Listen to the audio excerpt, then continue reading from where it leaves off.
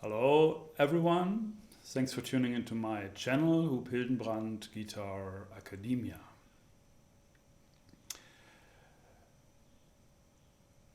In this video this will be like the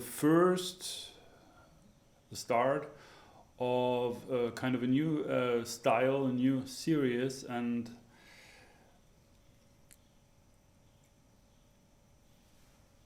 I will take like a single topic. In this case, I will talk about mood, rasas, or rasa in Indian music, and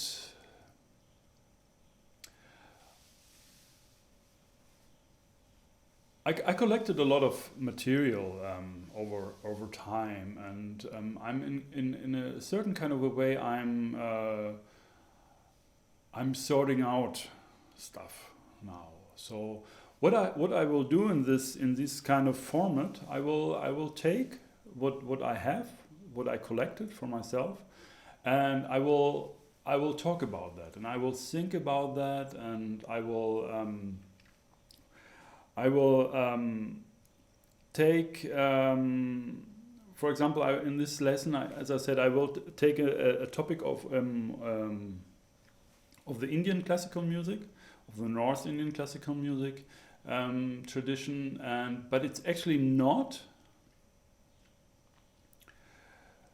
that I want to give you like a real deep explanation of that concept in Indian classical music, in a way that when you want to learn Indian classical music, you really get this information here. No, it's actually more about the conceptual thing. So how we can actually just in a more general way apply these concepts to music in general. So it's not about a style. It's not about to exactly play this North Indian classical music. It's more about the concept, and maybe a different. It opens maybe a different door to think a bit differently, or to view things from a different perspective, and that's the idea here. So we talk about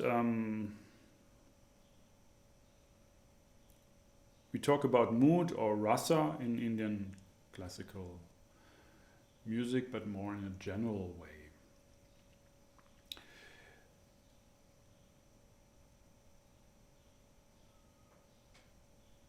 In the Western music, we actually have this. Like music is always associated with emotions. You can also say music is the language of emotions. So you play something, and music creates emotions. And I think everybody can agree to that.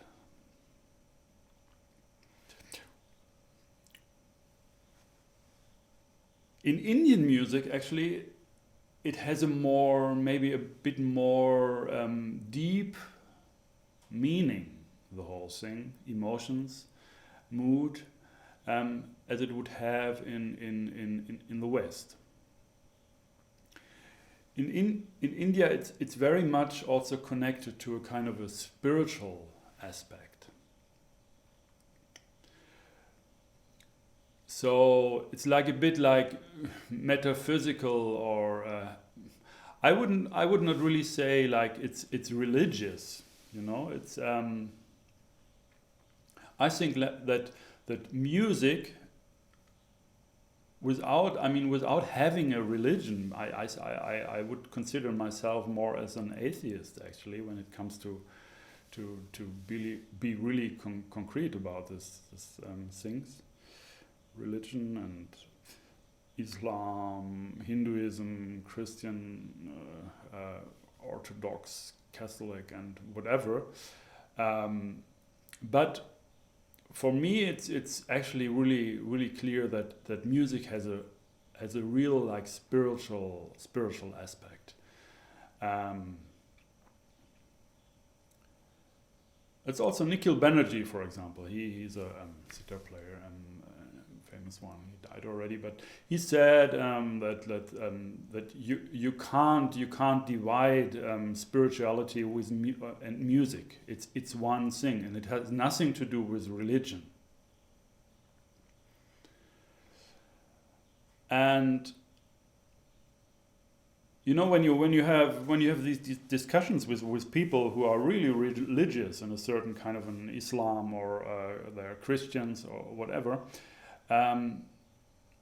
it's actually not really possible to talk too much about it. I mean, to discuss about religion, about belief, and that's why it belongs to a complete different different part of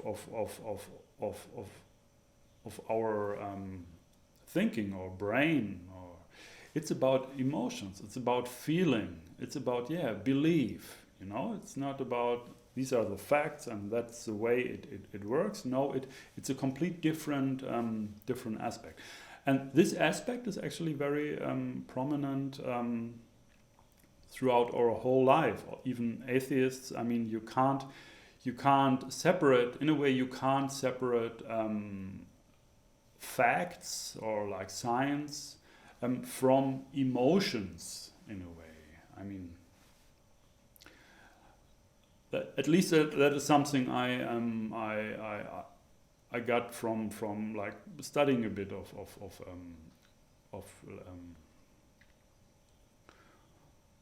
this scientific approach, how the brain works. I mean, that you actually, when you store informations, it's not like a sheer fact. For example, like right to right and left. You know, that you would say, okay, that's a fact. That's like pure intellectual. But no, actually, right and left is really connected to a feeling. To an emotion, in a way, that you think, okay, here, there is right, there is left. It's you can't have, in a way, you cannot really have like completely abstract facts without emotions. I mean, I think like if you're doing like math, for example, and you're really like a scientist on that, I mean, I think you also can agree that even like numbers have a certain kind of emotion. Like a 2 is feels different than a 3 or a 13 or something like that. You know, I mean, I think that's. I mean, also like emotions are really the fuel how to store information, because, and very often you also have you have an in a way you have an emotional association with facts, with scientific things, and I think that's very. Very important to acknowledge that. Maybe that's also the difference between us humans and computers. You know, I mean, there you can have an equation, and you say like 1 + 2 is 3, and the computer is doing that, and there are no emotions involved. So the whole process coming to that number is I think it's really different than we would as humans would come to that number. Okay, but that's really but it's actually really connected with what I want to say today. So so we have these two sides. We have this more scientific side, and we have this emotional side. And in reality, it's not something you can really like separate, like very clear. When it comes to music, of course we are dealing with both sides, But the main focus, the main awareness, or what the whole thing music is about, is actually the emotional side.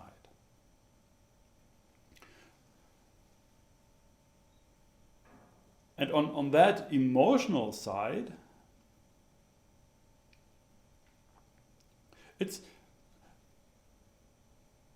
something very. I mean, for myself, it was a really not so. Maybe 1 year ago, I had this. Realization in a way, and it felt really really right when I discovered that for myself.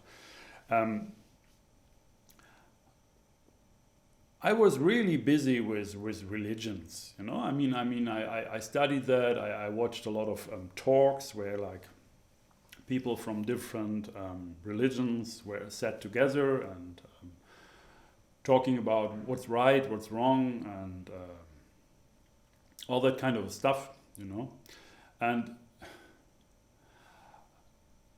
I really felt I'm on a search. I am on a search. I want to find where is my religion in a way, you know. I mean, where is truth? And I went to a friend brought me to like a Sufi community, and I mean, like I read a lot of stuff and tried to also read the Bible and the Quran, but actually I never made it because it was not. It's not my yeah. In the moment, it becomes so like concrete that it's really like you have to do that and that's right and that's evil and that's good and so you can't eat that and you have to pray 5 times and you have to rest on Sunday and all these things they really sorry but they really do not make sense in a way for me. Maybe they were really important to a certain time when these books have been written, but I mean, for me, it's just I don't want to say that I know it, you know. It's just my belief in a way, which is lacking when it comes to really concrete religious path. But I was searching and I thought, I don't know. I mean, I met a lot of people who were religious and I felt they really have something what I don't have. And when I am like there are these like people like Coltrane who was really religious, and you hear this deep. There's a depth. There's a kind of a plane which is I think which is really connected with that religion. I mean, also when you're not religious in a way, I thought you can't come to that place. But I really had I really had trouble to really believe and to really go into one religion. As soon as I was trying to more approach one religion, I found out that no, I can't do that. I can't believe that, and I can't believe that there is a really like a man in the sky, you know, watching me and hearing me and I see all this evil what's happening on the planet, you know, and I think it's a real like a wish. I mean like it would be great if it all makes sense and it all will I mean, and there's a life after death and all these things, you know? I mean the main fears of humans.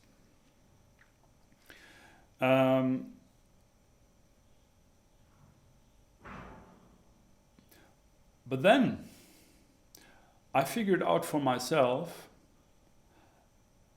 like all that stuff, like God and all these mystical stories and what people are able that like an Indian Raga musician, like during the old days,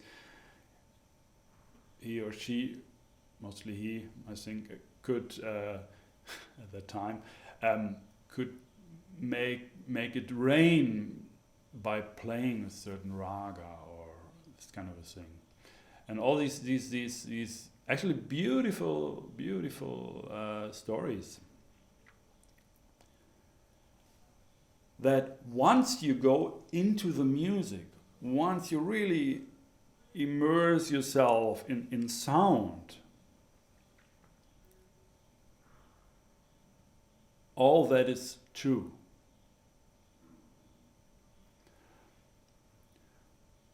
When I play my instrument, I'm really connected with music. You know, I let go myself. I let go this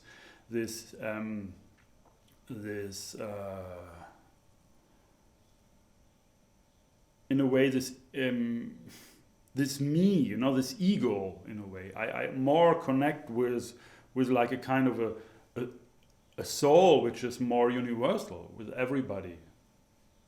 To connect with everybody, you know, to just get rid of myself in a way, interfering, and I step into the music, and then I think when I'm playing, I mean, I can think, of course, I mean, it's possible to make it rain by playing a certain kind of a music, you know. I mean, Ravi Shankar said that he also he could not really make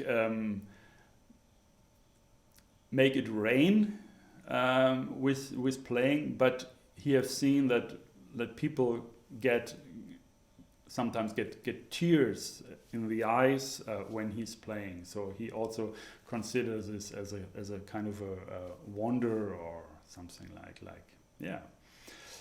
But anyway, so I for myself, I have a good, in a way, it's a good solution, you know. And it's to acknowledge all this mystical, spiritual, and maybe also religious and aspect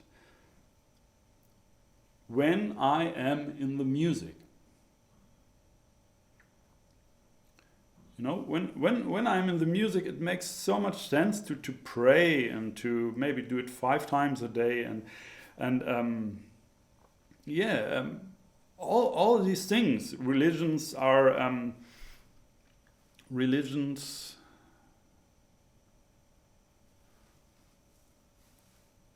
all these, all what comes from that, or maybe the whole Bible or Quran or whatever.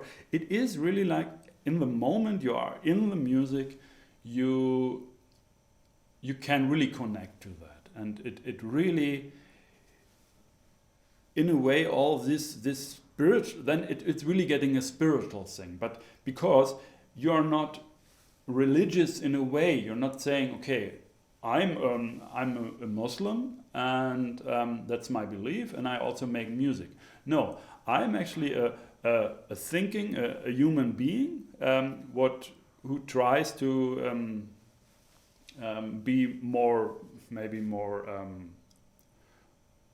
fact-oriented in life, because that's something what really works. But I acknowledge the other dimension, the metaphysical space, because I also experience that in music.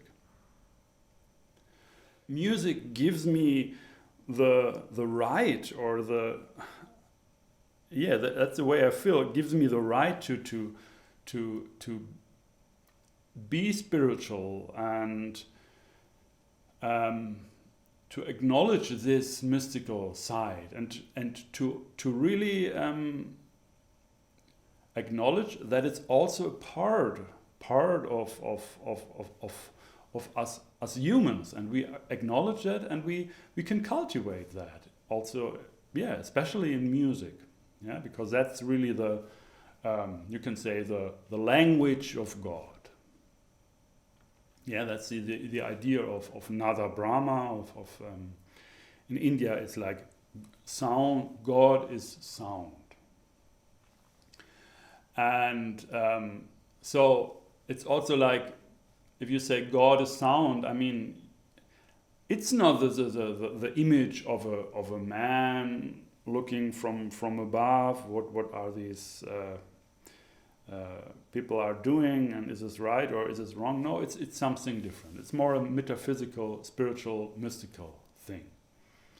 But that is very strong in music. And when I found out for myself that once I step into the music, I can acknowledge it, I can embrace the whole spiritual world, or the whole spiritual, I'm really into that, into a different room there. I'm really in like an infinite space, and I really go for that. I really try to cultivate that, and it really, it feels so right. You know, it feels incredibly right.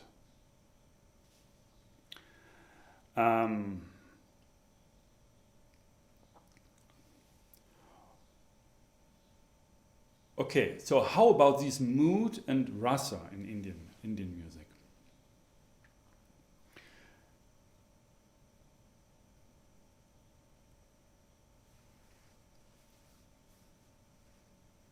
Emotions,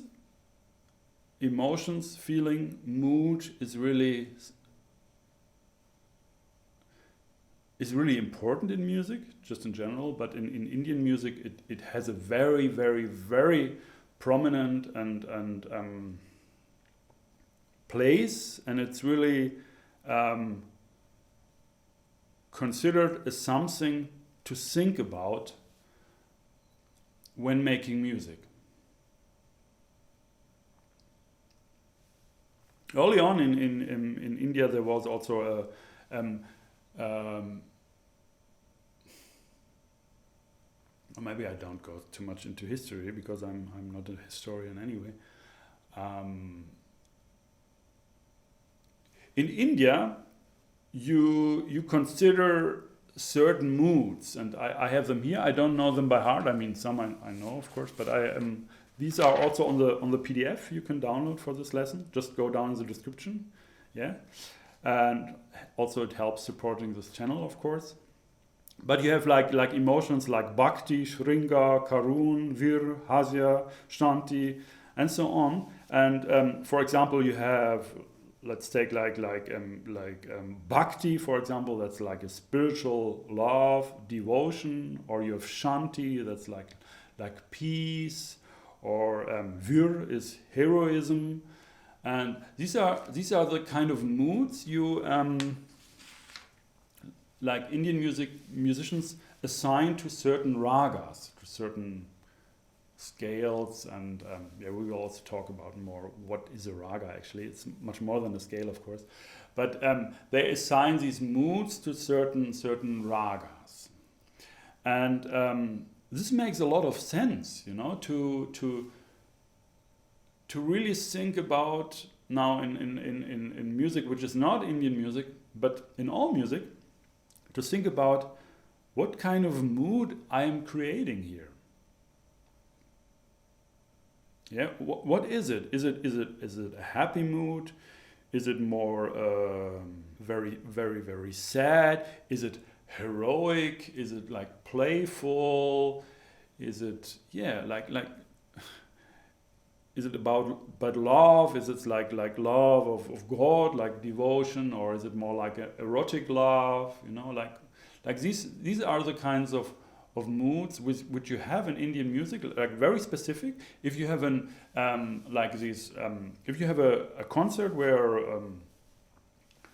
like Ali Akbar Khan or all these great masters of the old tradition, they can really say, okay, this rag has like bhakti and karuna, for example, in his that's the main moods or the main mood of that raga, and they're really very, very specific about that. They really assign certain moods to certain ragas, and that is very interesting. I mean, it's really like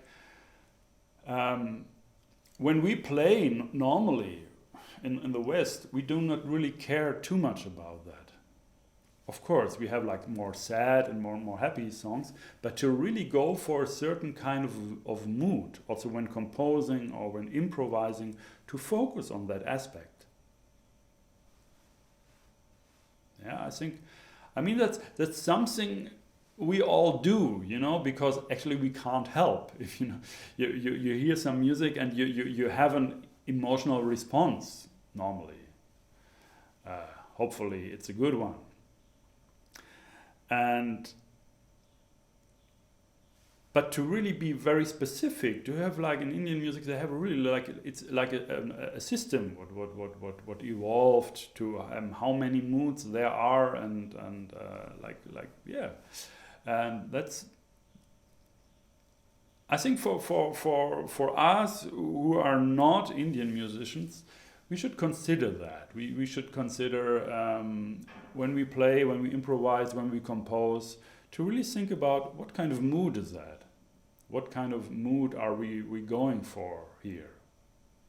So also it can be, you can think like, why am I playing this music? Because I wanna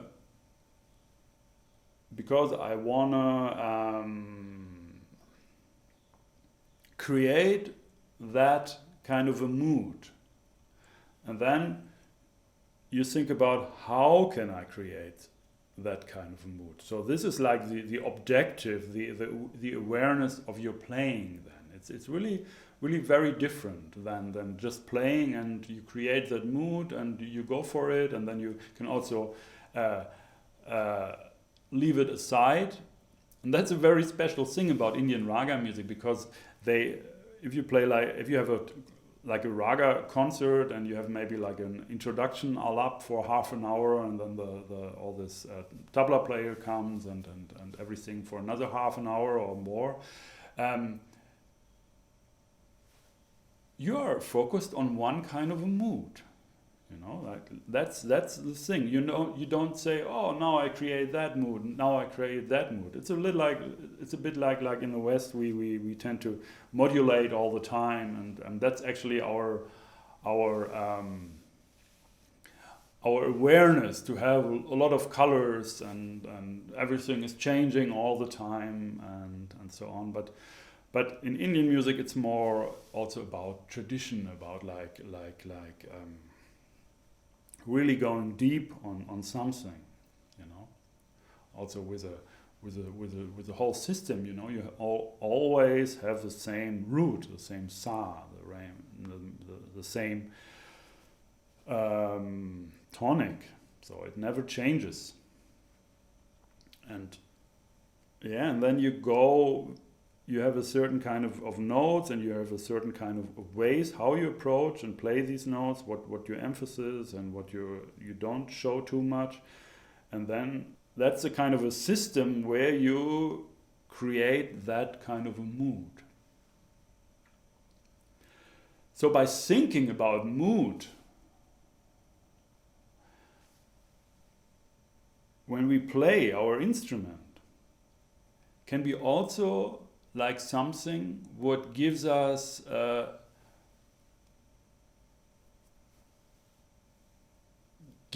tool where we can think, okay, this kind of a mood really doesn't allow this kind of a movement in the scale or in the music. When I do that kind of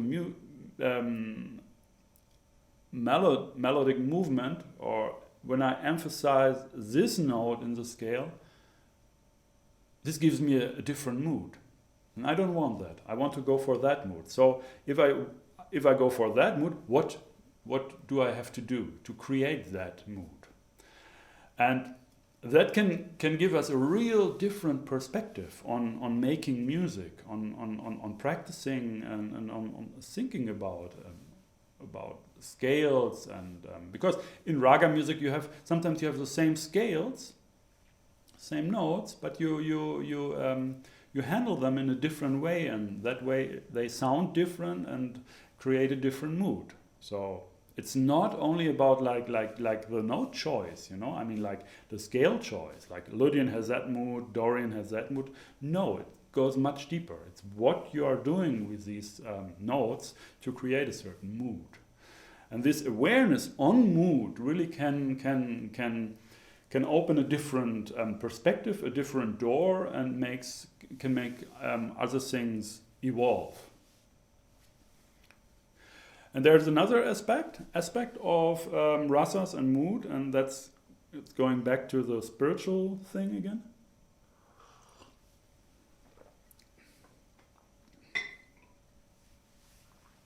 I will also make a video on like this whole mystical, philosophical thing of Indian religion,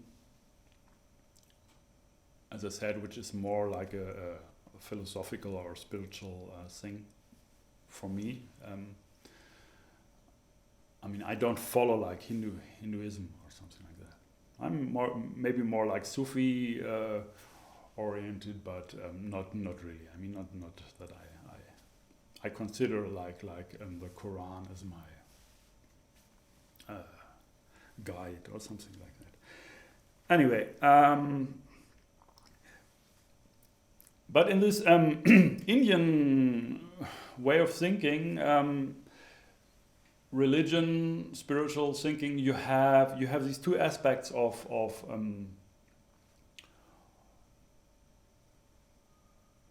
a person.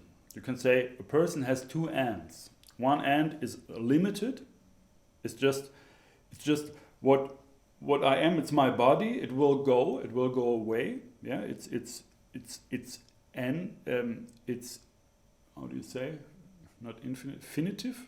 Maybe infinitive, not infinitive, but it will end. It's something, and also my thinking about myself and my path I take in life has really to do with my with who I am individually. So this individual thing is this endless thing, and that is one end of a line, you can say, and this end, what is me, also. It's a line, and the other end is like endless. And this endless part is actually the soul aspect, the spiritual aspect, the metaphysical, the mystical aspect. It is endless, and in a way, in this this endless thing is actually what makes all things, all humans, of course, in this case, one. So you can say our soul of all the people, doesn't matter whether they are religious or from that culture or old and young and whatever, we all have the same soul. Soul is something what is there, and what is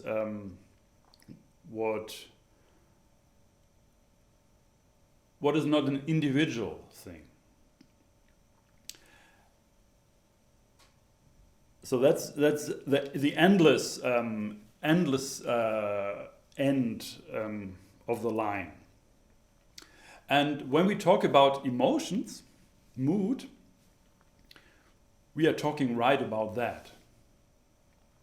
Because emotions really make us one, like love, fear, sadness. Yeah, these are feelings which all people have in common. So in a way, when we step into music and when we create these different moods, this is also something we all unite. Yeah, we are all together in that aspect. When it comes to specific religions, specific like political viewpoints and all that stuff, we are all different.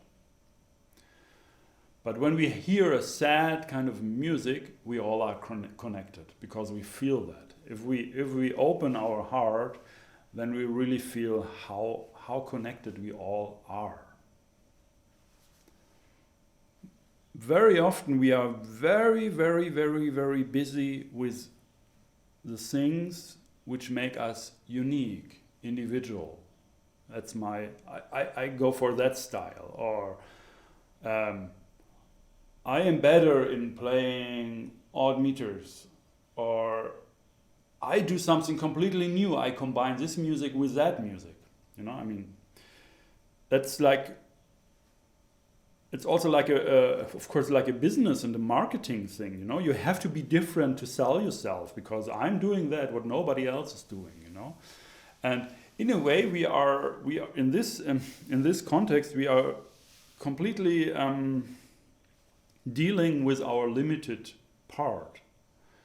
And that's not something, that's maybe something you get press, and you can impress people in a more maybe intellectual way. But this heartfelt side, that mood aspect, that doesn't care actually about these things. Yeah, you can play a very old melody with soul and really felt from the heart. You play really from your heart, and it will touch people. Maybe much more than the trickiest, complicated, very thought and intellectual music, of course. And I don't want to value that. I don't want to say this is good and this is bad or something like that. I mean, this is all like this is our these are two aspects of our being. One is intellectual and the other is emotional. And the question is just, what do we want? What do we want in music? Do we want to go for more scientific thing, to explore other kind of meters or sounds and whatever things, to just more like a scientist in a way? Or do we want to go deeper into this emotional space? And I decided for myself, I want to go into this deeper emotional space. So I do not really care with something what I do is new, or it's anything you can really talk about. I wanna go for the heart aspect, for the, and more and more. This is like really a development I'm in right now. I mean, since some years or maybe longer. I mean, I always felt this this need to play this heart aspect. I always had the feeling I have to express myself, my feelings. And the good thing is that if you really go deeper and deeper with your own feelings, you come to something universal actually, because these feelings we all share.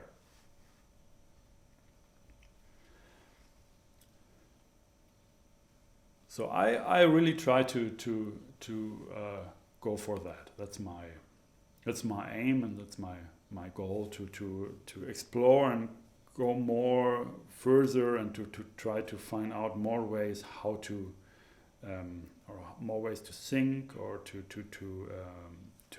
where my awareness should be, to really go into that space, into that more spiritual, mystical space where you can't really talk about too much. Okay, so that was a kind of a talk about this rasa, mood, emotional aspect of music, and this connection also in Indian music with a spiritual, with spirituality and mysticism. So thanks for watching. If you have any comments, ideas, or different opinions, or whatever different ways of seeing that, I would be really interested to read about that. in the comments down below. So you can put your comments, your questions in the comment field down below. So also you can of course download the PDF to support my channel, and you can also donate by going on my website. There's a link in the description below where you can just come to my website where there's a button to donate to support my work. And yeah, so that's it for today. I hope you got something out of that, and see you next time. My name is Huub Hildenbrand.